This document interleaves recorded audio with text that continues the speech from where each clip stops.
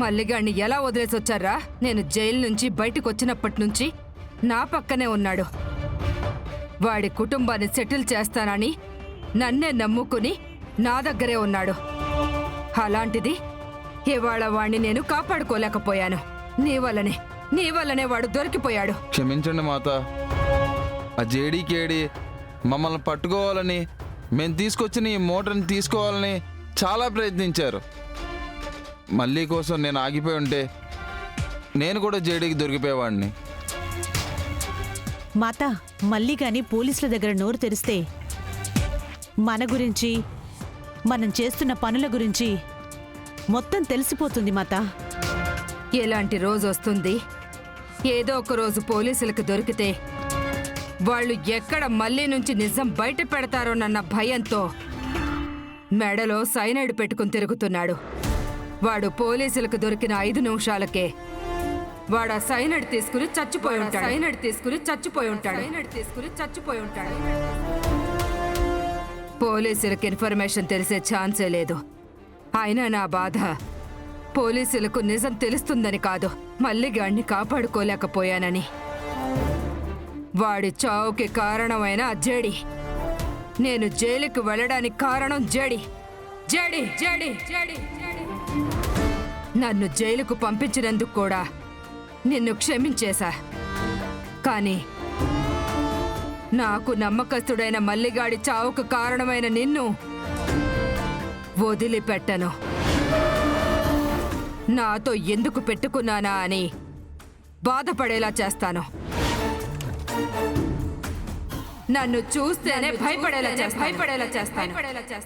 గెటప్లో చేంజ్ చేశాం, ఆశ్రమానికి వచ్చేసాం. ఇప్పుడు ఏం చేయబోతున్నాం జడే? ఒకటి మనకి కన్ఫర్మేషన్ వచ్చేసింది. ఆశ్రమంలో మిడిల్ క్లాస్ అయినా అత్యాసున్న ఆడవాళ్ళని తక్కువ రేటు బంగారం చూపించి వాళ్ళని లోబర్చుకుని యాదమ్మ వాళ్ళతో ఏదో ఇల్లీగల్ పని చేస్తుంది. అదేంటో మనం కనిపెట్టాలి. దానికి సాక్ష్యాలు సంపాదించాలి. అప్పుడే ఈ దొంగ మాతాజీ వెనుక దాక్కున్న అసలైన దొంగల్ని పట్టుకోగలం. అవును, నువ్వు రమ్య లోపలికి భక్తులుగా వెళ్ళి వాళ్ళు మీకు బంగారం అమ్మేలా చేసి ఆ ఇల్లీగల్ పనేంటో కనిపెట్టబోతున్నారు. కానీ యాదమ్మ లక్ష్మిని గాని సరితని గాని నమ్మడానికి కొన్ని వారాలు టైం పట్టింది కదా. మరి మిమ్మల్ని ఒక్క రోజులోనే ఎలా నమ్ముతారు? నమ్మడం కష్టం కేడి, కానీ నమ్మించాలి. ఆల్రెడీ మనం ఇన్వెస్టిగేషన్ చేస్తున్నామని యాదమ్మకి తెలుసు. ఇప్పుడు యాదమ్మకున్న ఇన్ఫ్లుయెన్స్ యూజ్ చేసుకుని మనకి సాక్ష్యాలే దొరకకుండా చేస్తుంది. కాబట్టి మనకెక్కువ టైం లేదు. యాదమ్మ మనల్ని నమ్మేలా మేం చూసుకుంటాం. నువ్వు బ్యాక్ సైడ్ ఉన్న సెక్యూరిటీ వాళ్ళని కొట్టి వాళ్ళ కాస్ట్యూమ్స్ వేసుకుని సెక్యూరిటీగా లోపలికి వచ్చేయండి. సరే జడి. లోపలికి వెళ్ళాక వాళ్ళు మనల్ని నమ్మి వాళ్ళ బిజినెస్ ఏంటో మనకి చెప్పిన వెంటనే యాదమ్మని తన మనుషుల్ని అరెస్ట్ చేసి తీసుకెళ్లిపోతాం. సరే. లోపలికి ఫోన్స్ తీసుకెళ్ళనివ్వరు కాబట్టి మనం టచ్ లో ఉండలేం. కాబట్టి అందరం జాగ్రత్తగా ఉండాలి. మనం ముగ్గురమే. లోపలున్నదంతా ఆ యాదమ్మ మనుషులే. సరే మ్యామ్. మేం వెళ్తాం. పదరమ్య.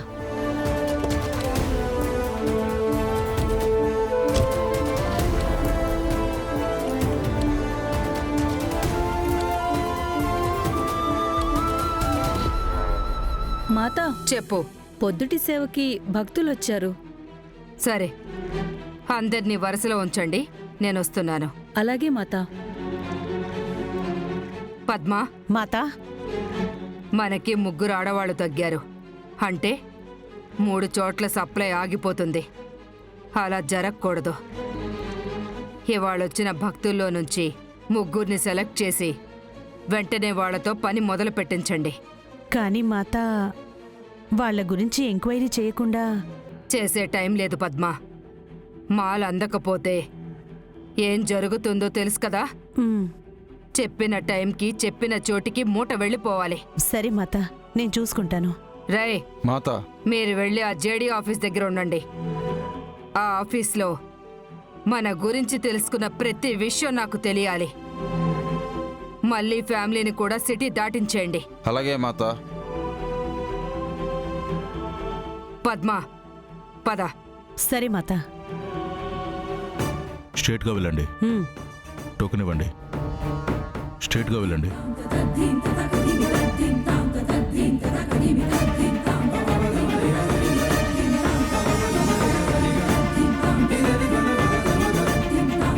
టోకెన్ ఇచ్చి స్ట్రేట్గా వెళ్ళి లైన్లో నిలబడండి.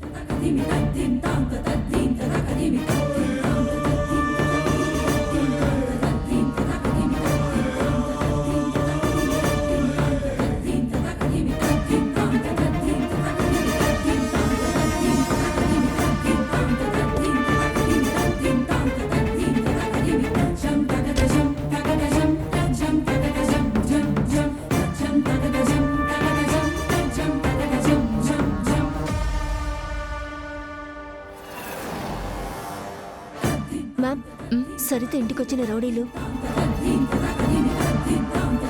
మన ఇన్వెస్టిగేషన్లో ఒక అడుగు ముందే ఉంటున్నారంటే ఖచ్చితంగా మన టీం గురించి ఇన్ఫర్మేషన్ ఉంటే ఉంటుంది. మనల్ని గుర్తుపెట్టే ఛాన్స్ ఉంది. తలదించుకో రమ్య.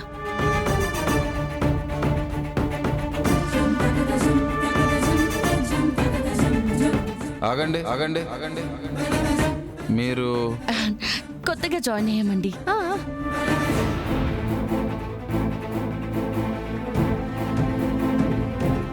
ఏమైందిరా? తెలిసిన మొహల్లా ఉంటేను ఎక్కడో చూసినట్టుందిరా. రమ్య, అటు వెళ్దాం.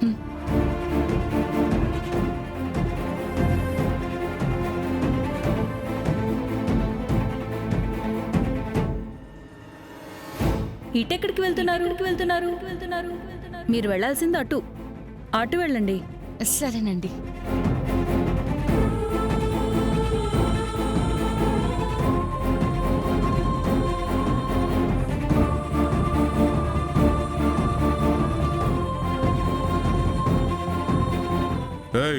ఆగు.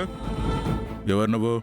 బ్యాక్ సైడ్ గేట్ దగ్గర ఉన్న సెక్యూరిటీని. మరి బ్యాక్ గేట్ దగ్గర ఉండకుండా లోపలికి ఎందుకు వస్తున్నావు? అది క్రౌడ్ ఎక్కువగా ఉన్నారని పద్మ లోపల క్రౌడ్ని మేనేజ్ చేయడానికి రమ్మని పిలిచారు. ఇక్కడ క్రౌడ్ ఎక్కువైపోతే ఏంటి?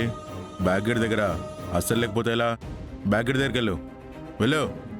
హ్మ్.